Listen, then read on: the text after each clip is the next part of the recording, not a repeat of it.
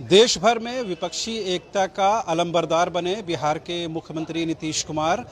अब से थोड़ी देर बाद झारखंड के राजधानी रांची में अब आगमन होने जा रहा है। थोड़ी देर बाद उनकी मुख्यमंत्री हेमंत सोरेन से उनकी मुलाकात होगी और विपक्षी एकता को लेकर जो बातचीत की कवायद चल रही है उसी कड़ी में बातचीत होगी। खबर के मुताबिक मुख्यमंत्री हेमंत सोरेन के साथ CM Nitish Kumar joint press conference को भी संबोधित करेंगे। अब देखने वाली बात होती है कि पत्रकारों के सवालों का वो जवाब देते हैं या कुछ अपनी बात कहकर चले जाते हैं। क्योंकि उड़ीसा के मुख्यमंत्री नवीन पटनायक के साथ जो बातचीत हुई है वो राजनीतिक चश्मे से बहुत फ्रूटफुल नहीं मानी जा रही है।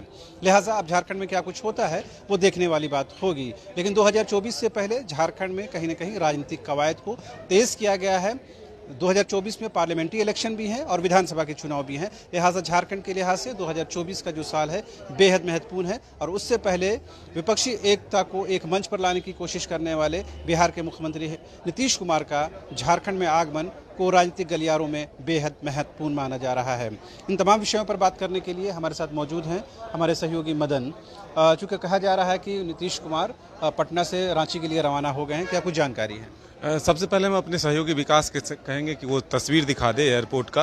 अब से ठीक थोड़ी देर बाद नीतीश कुमार यहाँ पहुँचेंगे। कार्यकर्ता जो है, उन जो नेता हैं जेडीयू के, वो यहाँ पर पहुँच चुके हैं उनके स्वागत के लिए। वहीं दूसरी तरफ आप देखिए प्रशासनिक तैयारी भी है, गार्ड ऑफ ऑनर भी उनको दिया जाएगा। और आप देखिए कारकेट की जो गाड़ियाँ हैं वो लगी हुई है। अब यहीं से सीएम नीतीश सीधे मुख्यमंत्री हेमंत सोरेन से मिलने के लिए रवाना होंगे और फिर मुलाकात होगी। फिर उसके बाद एक ज्वाइंट प्रेस कॉन्फ्रेंस भी संबोधित करना था। देखिए सैकड़ों की संख्या में जो जेडीयू के कार्यकर्ता हैं, जो नेता हैं, वो यहाँ पर पहुँच चुके हैं अपने नेता के वेलकम के लिए। तो हम जिस तरह से लगातार ये कयास लगा रहे थे कि आखिर झारखंड की बारी कब होगी, जिस तरह से देश स्तर पर नीतीश कुमार कई राज्यों के मुख्यमंत्रियों से, चाहे जो विपक्षी मुख्य नेता हैं, उनसे मुलाकात कर जो विपक्षी एकता को एकजुट करने की कवायद तेज की है, उसमें झारखंड की बारी कब आएगी। तो अब आज वो वक्त आ चुका है। अब से ठीक थोड़ी देर बाद नीतीश कुमार यहाँ पर पहुँचेंगे रांची के बिरसा एयरपोर्ट और यहीं से वो मुख्यमंत्री हेमंत सोरेन से मिलने के लिए मुख्यमंत्री आवास जाएंगे। तो ये तस्वीर देखिए, ये माना जा रहा है कि मुख्यमंत्री हेमंत सोरेन से उनकी मुलाकात काफ़ी सुखद होगी, क्योंकि हेमंत सोरेन जो है वो पहले से ही विपक्षी खेमे में हैं, यानी कि कांग्रेस के साथ गठबंधन में भी है। हालांकि झारखंड में जो सरकार है उसमें जेडीयू नहीं है, लेकिन बाहर से एक तरह से हम कह सकते हैं कि समर्थन है उनका। तो अब तमाम चीज़ों के बीच आप ये तस्वीर देखिए, कार्यकर्ता जो है पूरी गर्मजोशी के साथ वेलकम के लिए यहाँ पर पहुँचे हुए हैं। तो हम कुछ कार्यकर्ताओं से भी बात करने के लिए अपने सहयोगी को कहेंगे।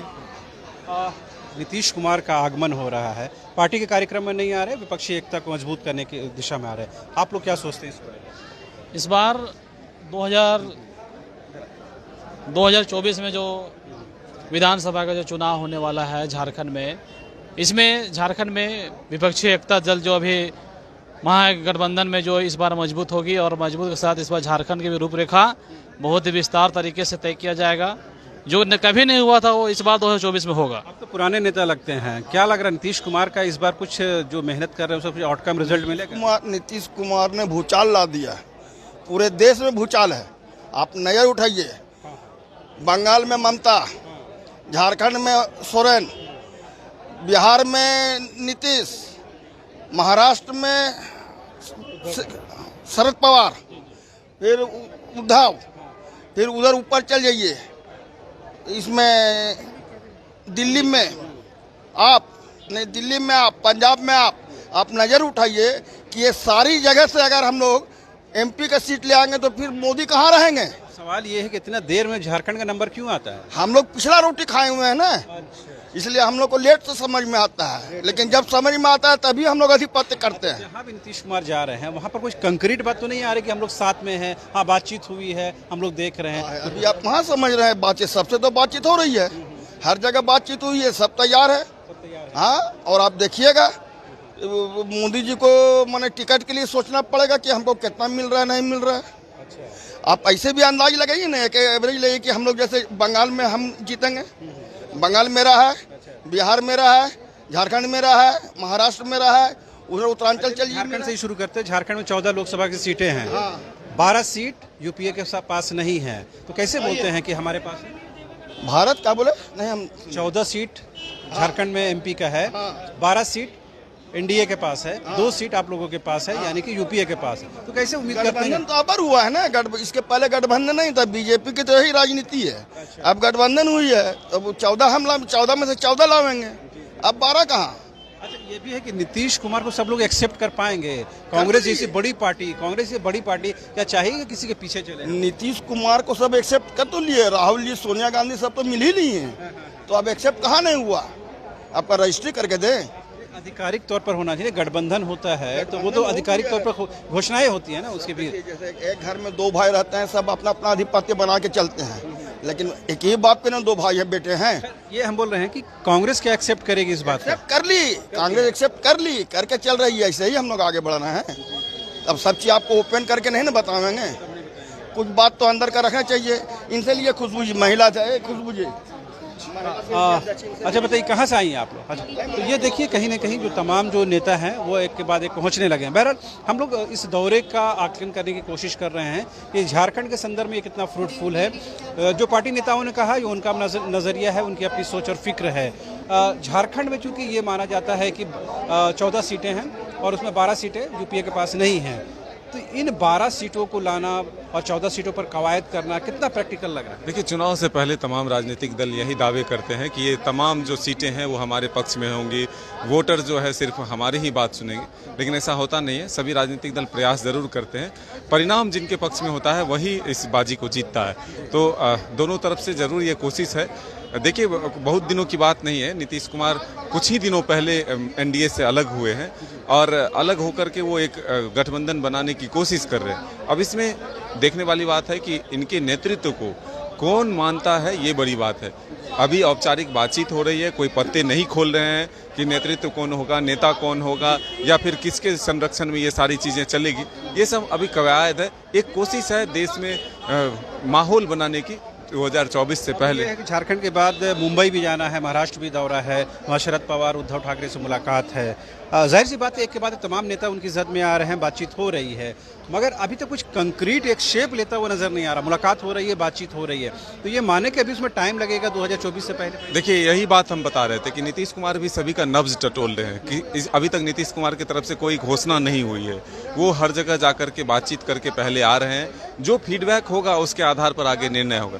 भले ही अभी एक कोशिश कहा जा रहा है, एक माहौल तैयार किया जा रहा है, एक डराने की कोशिश है, ये जो एनडीए है वो इस खेमे से डरे, लेकिन फिलहाल हम ये नहीं मान सकते कि तमाम जो विपक्षी दल है वो एक मंच पर आ चुका है, सभी एक नेता को चुन लिए हैं, या फिर किसके नेतृत्व में ये विपक्षी दल एक साथ आगे बढ़ेंगे, ये फिलहाल कह पाना भी मुश्किल है।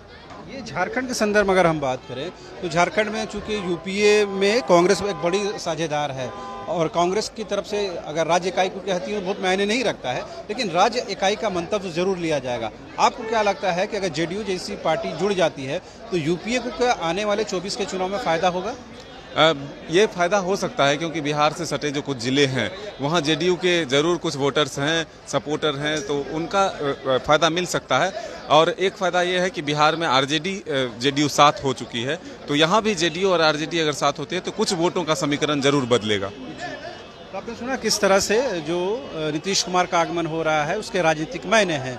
एक बार फिर से हम तस्वीरें आपको दिखाएंगे और यहाँ के हलचल का आपको अंदाज़ा दिलाने की कोशिश कर रहे हैं, किस तरह से तमाम जो पार्टी के नेता हैं वो यहाँ पहुँचने लगे हैं। हालांकि और भी संख्या आने के अनुमान है। तमाम जो बड़े नेता हैं वो अभी इंतज़ार कर रहे हैं, उनका आगमन उनके साथ होगा और साथ में वो लोग मुख्यमंत्री आवास तक भी छोड़ने के लिए काफिले की शक्ल में जाएंगे। तो लगातार गतिविधियां बढ़ रही हैं। आमतौर पर एयरपोर्ट में इतनी लोग एट ए टाइम मौजूद नहीं रहते हैं, लेकिन उनका पार्टी के समर्थक हैं, नीतीश कुमार के समर्थक हैं, तमाम जो लोग यहाँ पर पहुँचे हुए हैं। जाहिर सी बात है, राजनीतिक नुक्ते नज़र से आप इस चीज़ को देखेंगे तो बेहद महत्वपूर्ण है कि बिहार के मुख्यमंत्री नीतीश कुमार का आगमन हो रहा है और झारखंड के मुख्यमंत्री हेमंत सोरेन से उनकी मुलाकात होगी, बातचीत होगी। क्या कुछ बातचीत के बाद निकलता है उस पर हमारी नज़र बनी रहेगी। फिलहाल आप देखते रहिए न्यूज़। वेलकम टू चाचा मामा दंगल। हास्य अदाकार संजय मिश्रा से गुजारिश है कि वह अखाड़े में कूदे और फुलटूस को ट्रॉफी से नवाजे। लगता है समाधि ले ली। अरे बुला रहे हैं। अरे बोल रहे हैं कि बुला लो। टॉप टेक सीमेंट, जो जोड़े तो छोड़े नहीं, मजबूती ही हमारी पहचान।